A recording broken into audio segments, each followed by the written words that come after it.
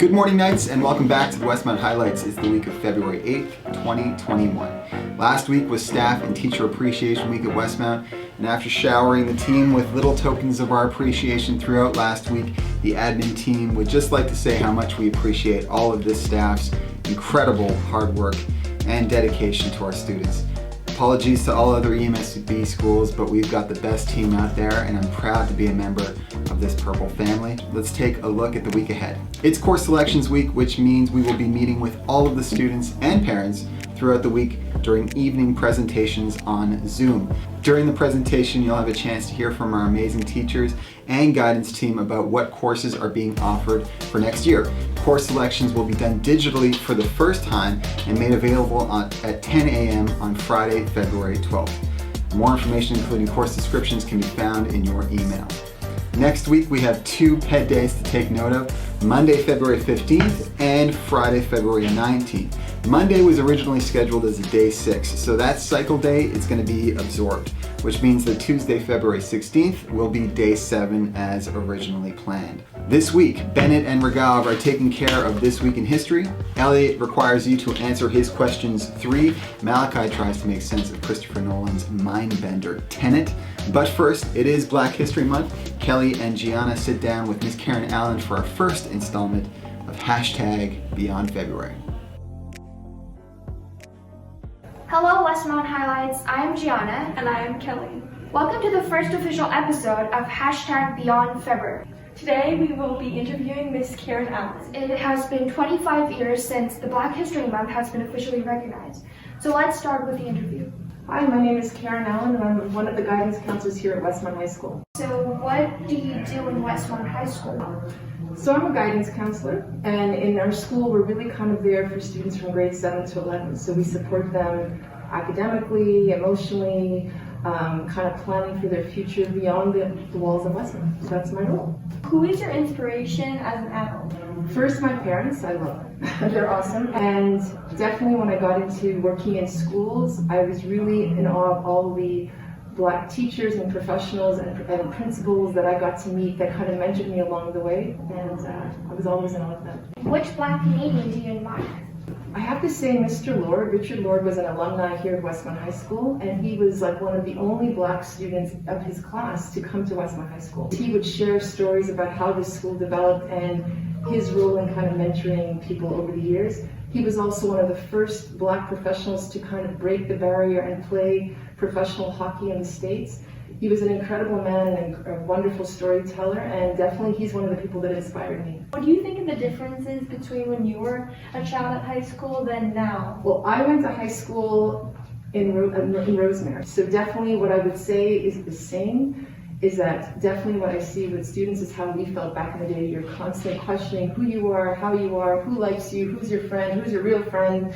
And definitely all those feelings and insecurities that happened then are definitely the same now. How long have you been working here?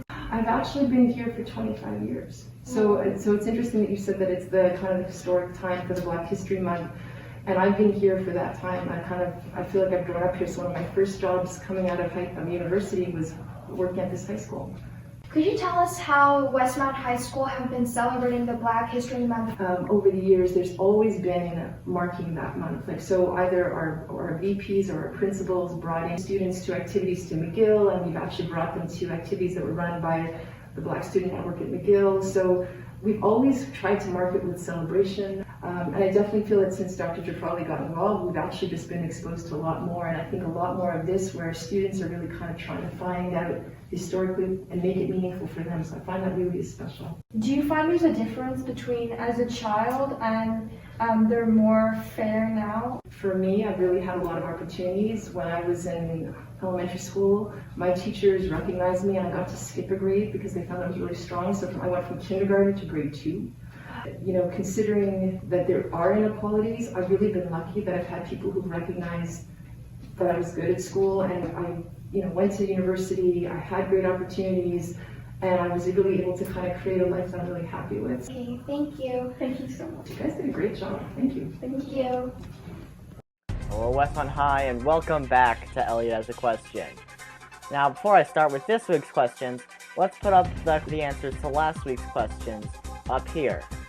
Now, I know that none of you answered the questions, but be sure to answer this week's questions and you'll get a shout out in the next episode.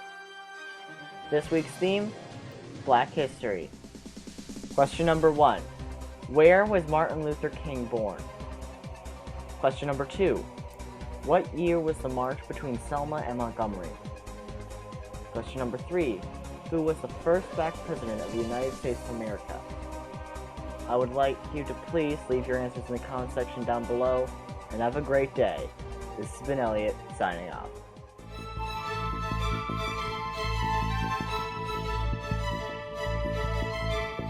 Armed with only one word, and fighting for the survival of the entire world, a protagonist journeys through a twilight world of international espionage on a mission that will unfold in something beyond real time. Not time travel. Inversion. Hi, I'm Malachi, and this is a movie review of the movie Tenet. It's actually a movie that was released in cinemas in September of 2020 when cinemas were open for this much. I actually saw it the other day, last week, and I thought it was awesome, both visually and story-wise. It's super complicated, but that's okay. It's that type of movie. You just have to wait until they explain it, which they do eventually, obviously. If you still don't understand it, just read a Wikipedia page. So the story follows John David Washington as the main character, whose literal name is the protagonist, and as he figures out what time travel, it's actually called inversion in this movie, is. Robert Pattinson does an awesome job. And the heist scene. And it's basically Marvel Time Heist, but with two guys. And the battle at the end is awesome. I just love that battle. Kenneth Branagh does an awesome job in the villainous role. I don't really know why they cast him, but he does an awesome job. So I hope you liked my review. I hope you love this movie. Please subscribe to this channel. Bye.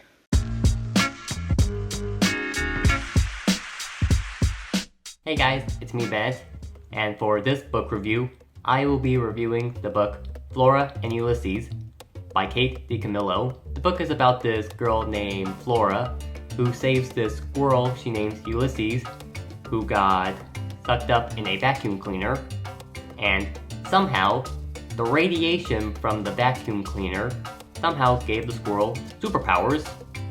And then we see the little adventures they get into. This is a really great book for anyone of all ages. Sure, the concept may sound silly, but it works really well.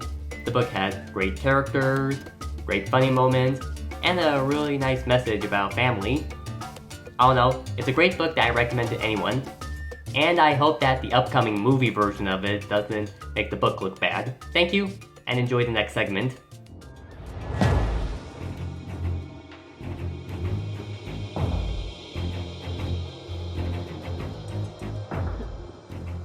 There we go.